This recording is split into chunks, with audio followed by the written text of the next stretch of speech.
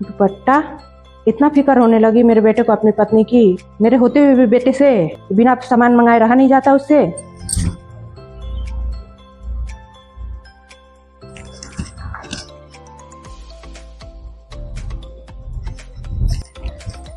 भाभी,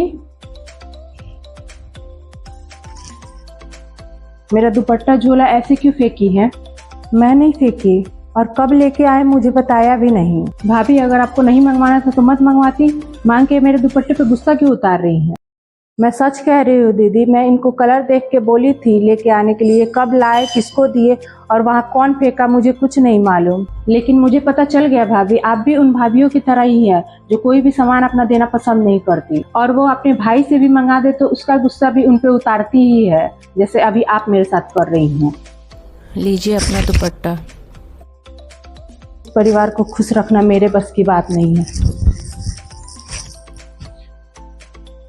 क्या हुआ बेटी, तेरा चेहरा क्यों बना हुआ है? मेरे पास कुर्ती थी माँ, भाभी से बोली थी कि भैया से उस कलर का दुपट्टा मंगाने के लिए, तो दुपट्टा तो मंगवा ली, लेकिन उनको इतना गुस्सा था कि वो दुपट्टा बाथरूम के पास फेंकी हुई थी। लग रहा था जैसे पोछा लगाना है। आसमानी दुपट्टा था, वो तूने मंगवाया था? मुझे पता नहीं था।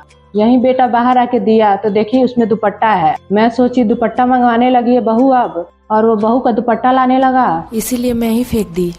मतलब कि भाभी भैया से कुछ नहीं मंगवाती, वो मेरे लिए ही मंगवाई थी। हाँ, फालतू का कुछ भी सामान ना मंगवाए बेटे से, इसीलिए उसका सारा सामान मैं ही लाती हूँ। तब तो भाभी की कोई गलती ही नहीं है, फालतू का सुनाई। अब क्या करूँ, जो इच्छा है वो करो। मैं तो सुनाई तो सुनी नहीं, मेरी बेवकूफ़ी की हद नहीं। सुनो, अब ये मत कहना कि माँ फेंकी थी दुपट्टा। ठीक है, नहीं कहूँगी।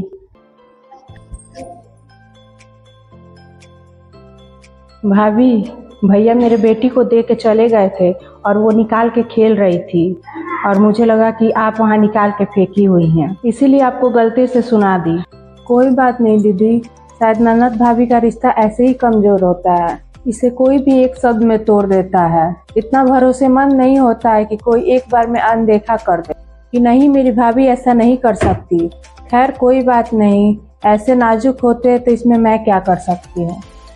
आपका दुपट्टा बाहर सोफे पे रखी हूँ, ले लीजिएगा। नाराज हो गई हैं भाभी?